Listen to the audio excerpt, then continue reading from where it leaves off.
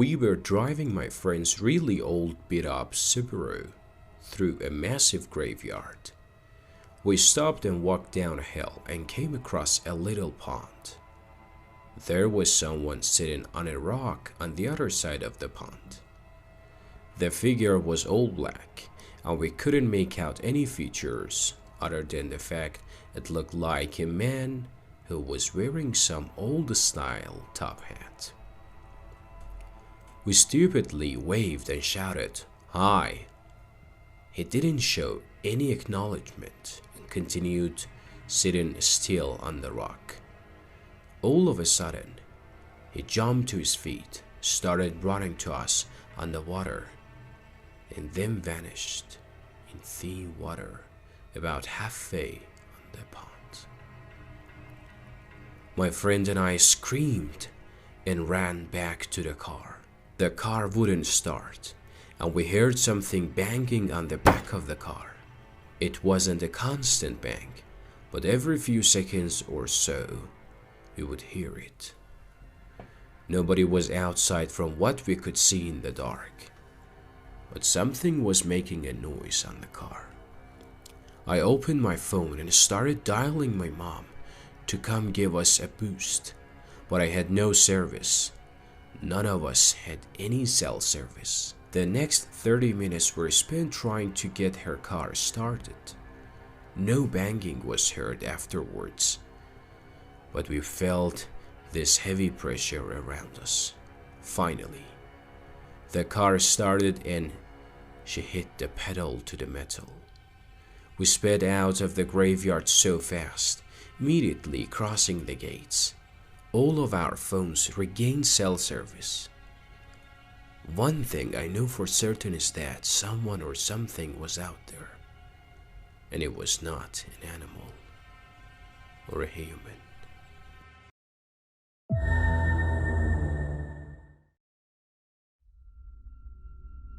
I was driving across country with my mom and sister when I was 16, and my sister was 20. It was late, but we were well rested still and alert. We were driving along an interstate and needed gas and a bathroom break, so we stopped at the only rest stop in 200 miles. There was a van full of teenagers on a road trip at a gas station, as well as a small gray car parked at a pump in front of us with two young men standing still outside of it. When we got there, everything felt wrong. We had been on the road for days and seen many rest stops at night, and had never been afraid until then. My mom and sister went inside and I stayed in the car. I heard the teenagers say they were creeped out and couldn't get the pump to work, and they left in a hurry. I was watching the car in front of us, and the two men had not moved at all, not an inch. They weren't talking, they weren't on phones, they were just standing there, still as stone.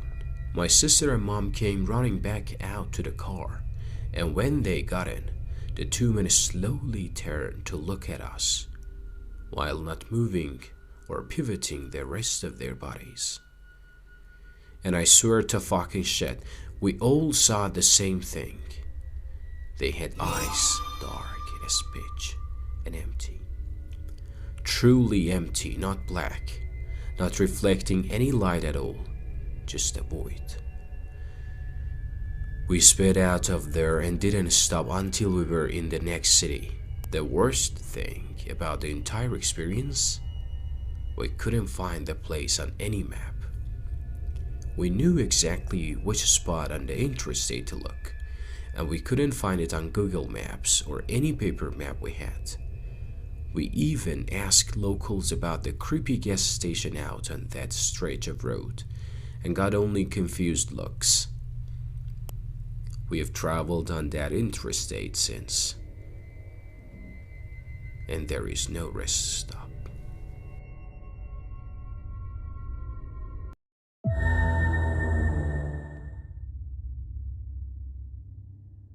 I'm a psychiatric nurse, and early in my career, I worked at a residential mental health facility.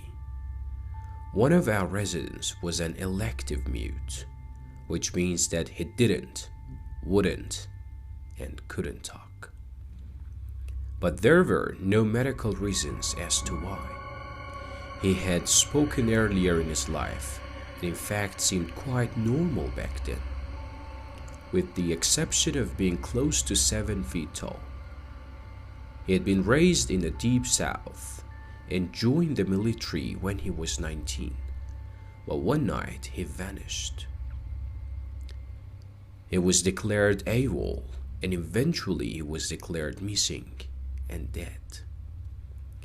10 years later, a 7-foot tall man walked into a VA hospital emergency room in my part of the Midwest and said to the receptionist, "My name is Marion," not the real name, "and I've been dead for 10 years. Those were the last words he ever spoke. He was covered with dust, and he was wearing the same clothes he had been reported to be wearing the night he vanished. His social security number had not been used, and he had no identification on his person. However, they were able to identify him, I guess, via fingerprints.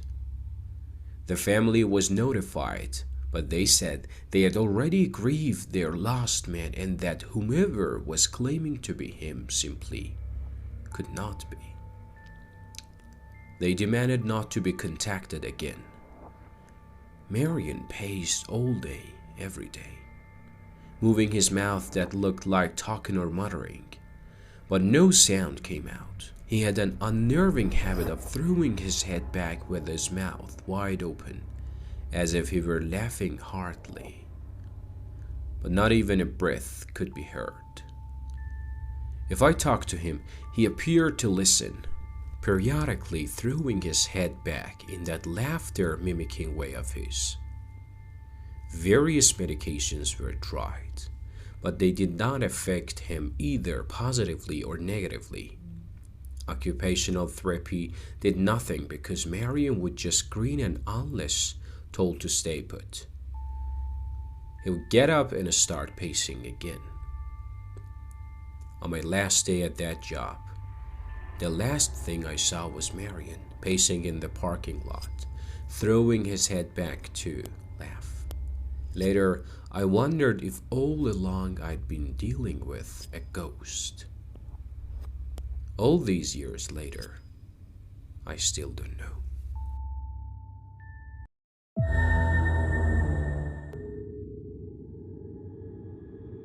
After we moved into our home, we were told a woman had died there at the hands of her abusive husband. She hated men.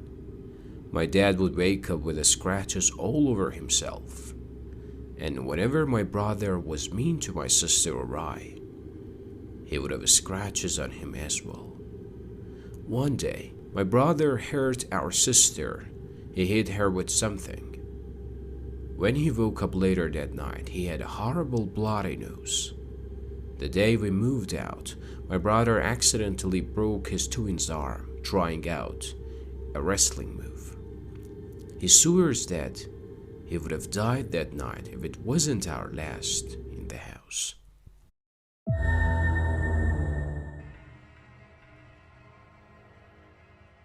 I was standing in my parents' room talking to my very sick dad at the time.